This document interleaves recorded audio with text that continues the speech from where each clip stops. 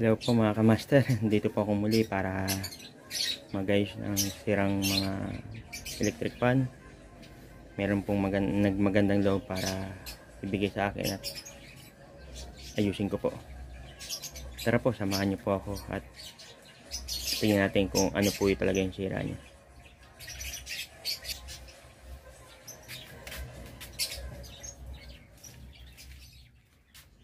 Yan po pala yung brand niya. Ito pong isa medyo quality po yung brand niya, mabigat. Ito marami na kasi lumalabas na China po, kaya dali po talaga masira yan. Yung Parasonic po talaga ang maganda pong electric fan.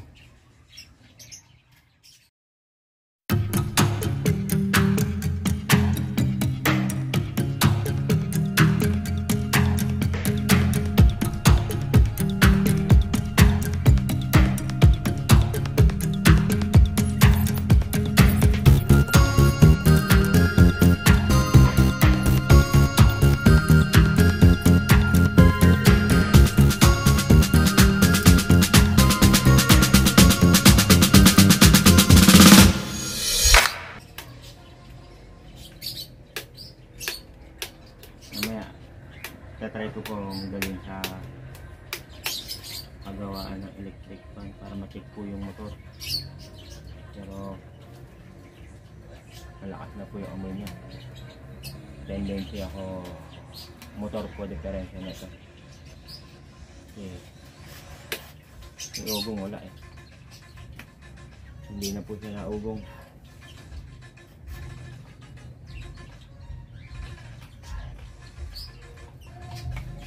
Kaya natin palitan ng motor. So mga kamaster, bali napalitan na natin yung motor. Bali ang pinalitan lang po natin is itong nasa gitna niya, kasi pag isang buo po siya talagang mahal pala talaga. Bali ito lang motor talaga pinalitan niya nasa gitna. Bali may isa pa rin pala akong pinalitan na. Tingin ko pabigay na rin po eh.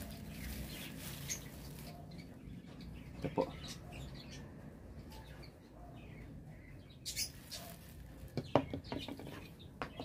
Kasi may crack na rin po siya. May crack kasi kaya palitan na rin natin ng buo.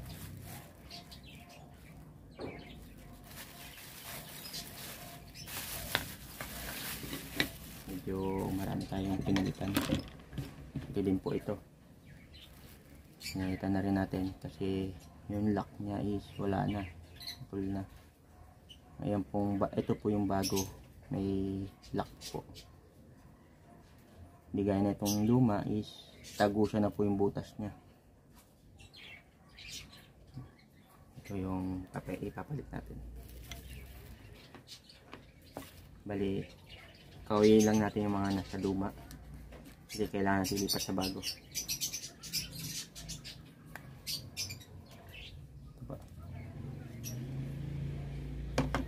Nilipat lang natin sa bago.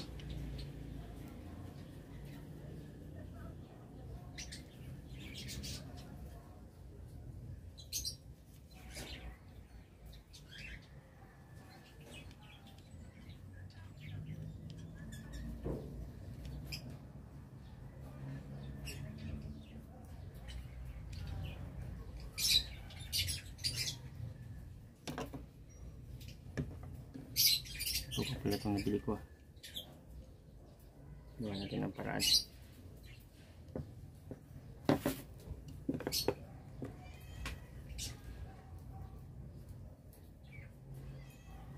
Iba talaga pag hindi na siya yung totaling original.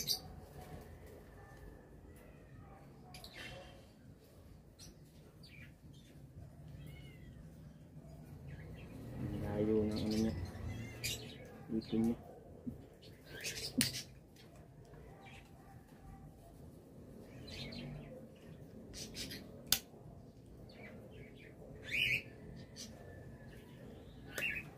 Yun, pasok pa natin. Medyo masigit nga lang siya, medyo lobo na siya. Buti na lang medyo mahaba yung pinaka nail niya. Ito kasi parang pinaka pinail yung mabutas. So kunin pa natin yung isa. Kunin po natin dito sa luma yung luma kasi oblong na. Parang pinaka spring niya.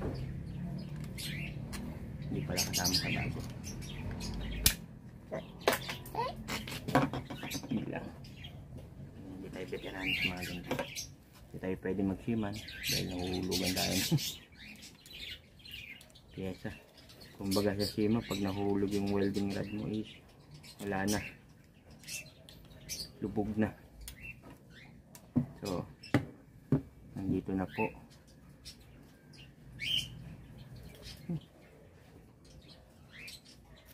Bakit ko nga pala binalik? Kalokohan ito. So ito, nakuha na natin. Lipat natin sa bago.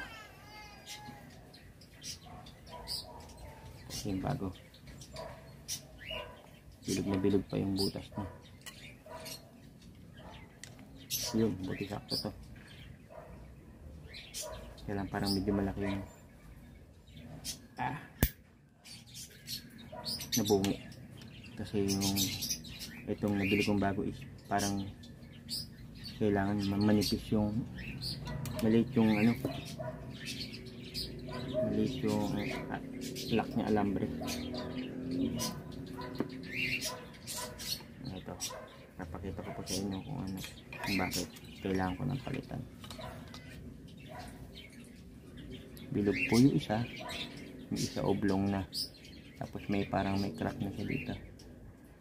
Kaya kakakayuko-yuko, pwede na po siyang mabali, matuluyan. Kaya palitan na po natin ng bago.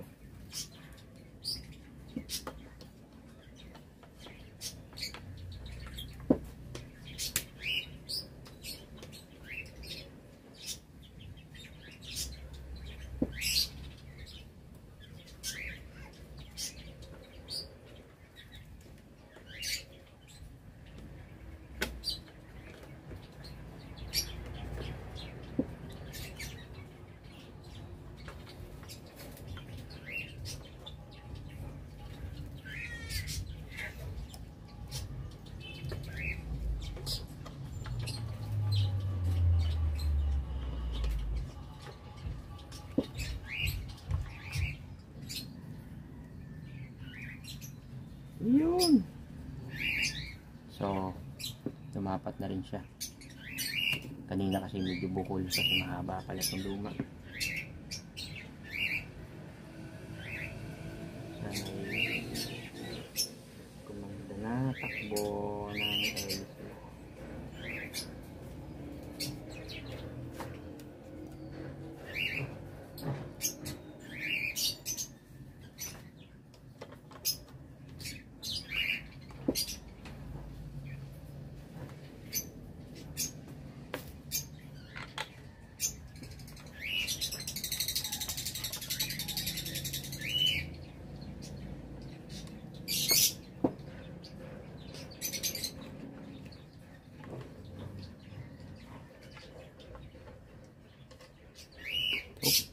Hulog.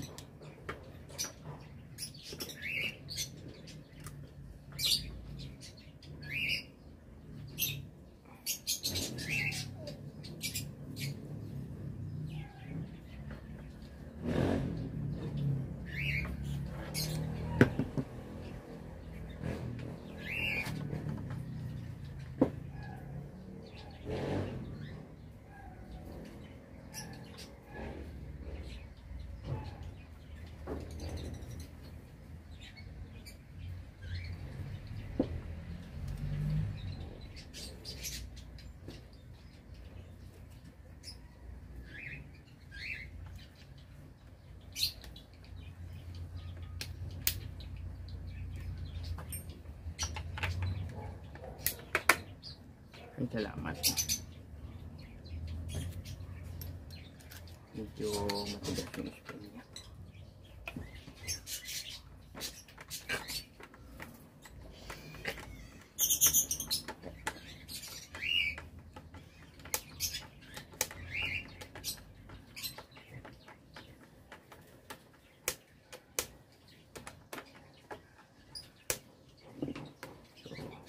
good.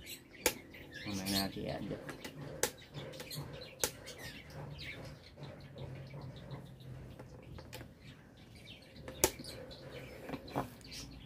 Next natin is itong motor.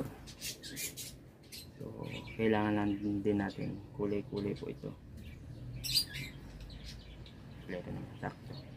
Minsan kasi may motor tayong bibili na iba-iba kulay niya. Ito is perfect naman siya.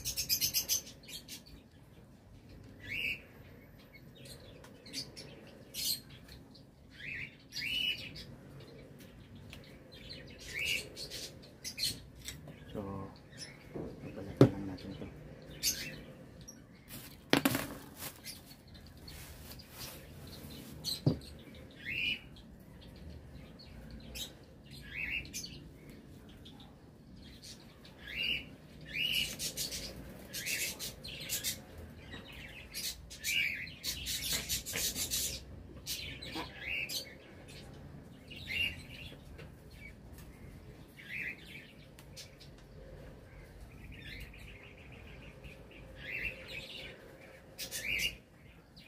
So, kaya dyan, napakadali lang naman magpalit ng motor kasi karamihan naman po siya kulay-kulay naman, kaya hindi kayo mahirapan.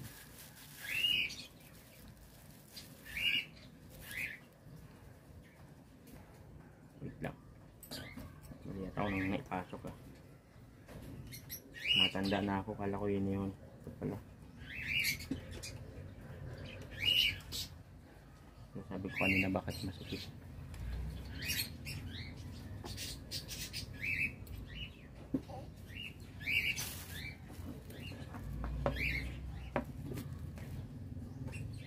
So, na-remedyoan na natin.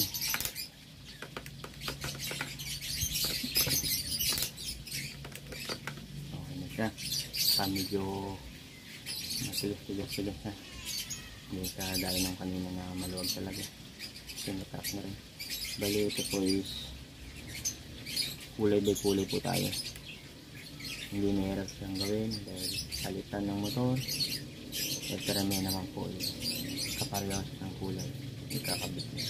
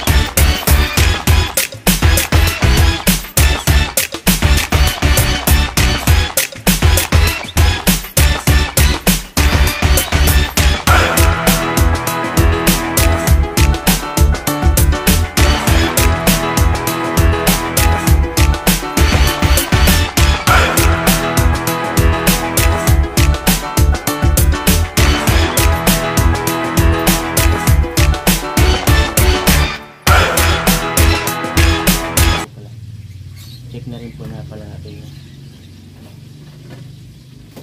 pag-ikot niya po. Okay po.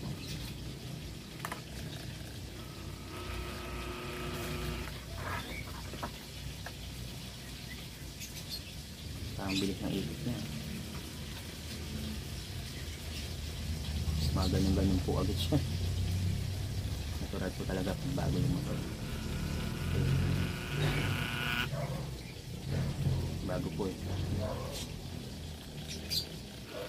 So lang yung problema sa wiring. Naglalaro naman siya. Kaya hindi po siya maliit.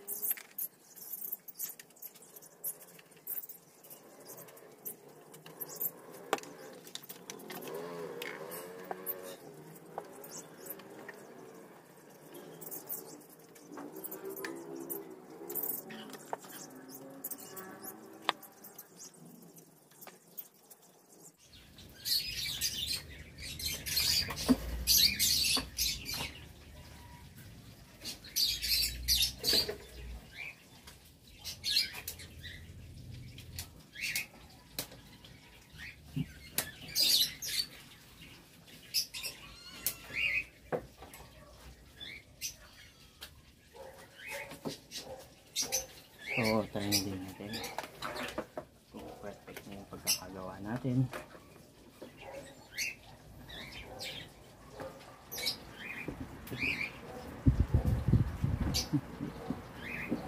Number 1 po yan, malakas na. Ganyan talaga pagka bago yung motor mo. Bali, ito po pala yung nabili ko rin. Isa po kasi sira na, wala na po yung parang pinakalock na. Bali, ito itatapon natin, wala na silver.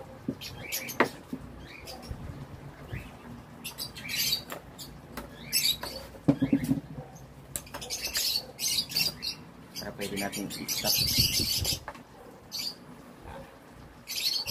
Ngayon tag-init ay kailangan talaga natin ng hangin. Kung mahangin lang ako, hindi ko na kailangan ng electric fan. Hindi kaya ng tropa ko mahangin. Yun lang po. Sarap. Salamat po. Pakita ko na rin po pala yung isa kong nagawa. Yung isa po is hindi po ako nagastusan.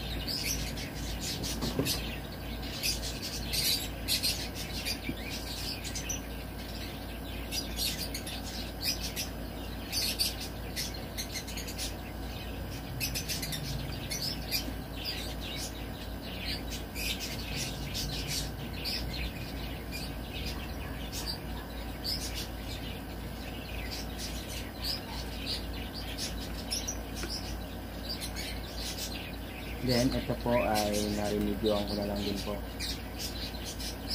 Naputol lang po ng wire dito sa loob. Kaya hindi pa ako pumasok dito. Bali, isa po na electric fan na binigay sa akin. Yung po ako gumastos. Pero mura lang naman din po. Kasi meron po ako nabibila ng motor na napakamura. Doon ko na lang din po pinakabit sa tropa. Dahil para sa akin is tulong ko na lang din po. Mura lang naman din po maningil ang tropa ko.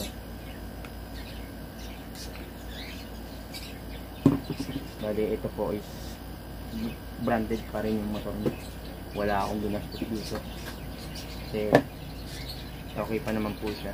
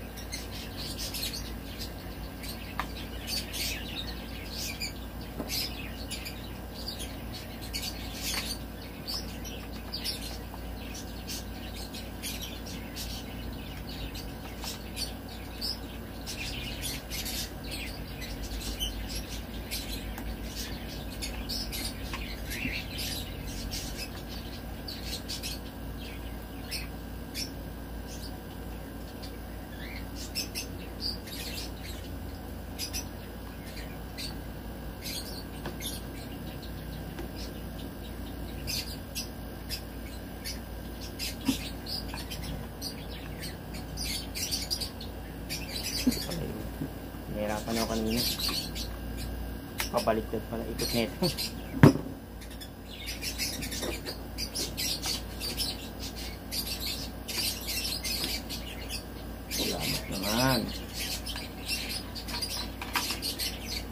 Dami sinigat ito ah.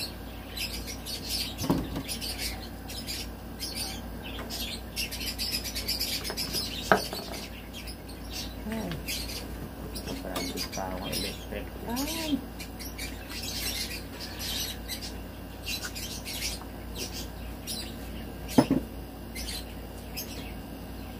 Isip natin.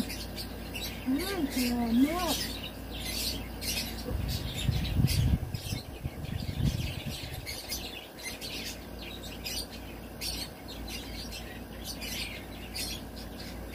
Kaya natin yung 2.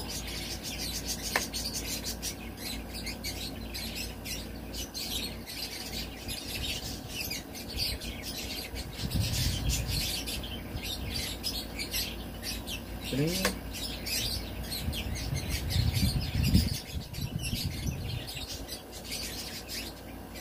Medyo pa po. Ayan.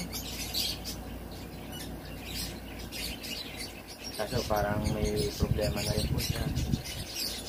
Medyo hihina na rin po yung medyo may nakulitin. Pero kahit paano po nakahit yung init na pin-off ng katawan mo. Dahil sa lang na nadadapit kayo. Salamat kay Madam Remedios Manapat at laking tulong po sa amin. Pang-reserva po dahil sa panahon ng tag-init ngayon, kailangan talaga electric fan is may kapalitan. Hindi pwedeng 24 hours na isa lang yung electric fan mo. Madali talagang masisira, kawawa. So at least may kapalitan na yung mga iba kong electric fan. Bali, usually 3 po electric fan para ito may pantulong din pamalit. Bali, 2 na yung reserva namin.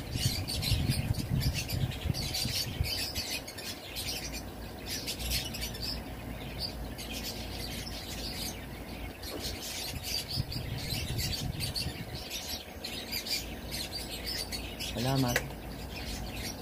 Isa naman po, try natin.